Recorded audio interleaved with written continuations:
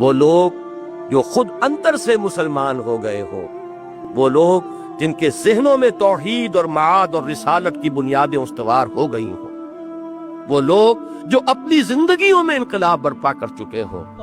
وہ لوگ جو اپنے وجود پر اللہ کے دین کو قائم کر چکے ہوں، وہ لوگ جو اپنے گھروں میں اللہ کے دین کو نافذ کر چکے ہوں، وہ اب جڑیں،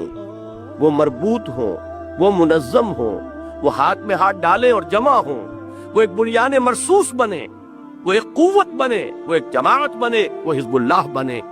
اور یہ تنظیم ڈھیلی ڈھالی نہیں، بہت مضبوط، یہ تنظیم سم و طاعت والی تنظیم، یہ تنظیم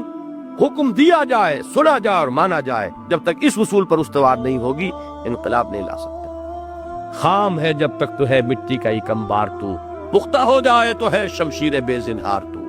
یہ اگر پختہ نہ ہو، ان میں وہ اصاف پیدا نہ ہو، ان میں للہیت نہ ہو،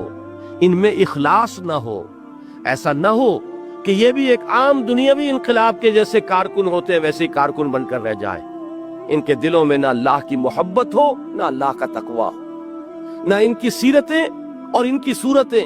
اتباع رسول کا نمونہ پیش کر رہی ہوں، بلکہ یہ کہ صرف بھاگ دوڑ، ایک کمیونسٹ ریولوشن کے لیے کوشش کرنے والا ایک کارکن اور ایک اسلام کا نعرہ لگانے والا کارکن، اگر اس کی سیرت و کردار میں، اس کی شکل و صورت میں، اس کے رہن سہن میں کوئی فرق نہیں ہے، تو ان کی جد و جہد کے نتیجے میں بھی کوئی فرق واقع نہیں، چاہے نعرہ کوئی لگا۔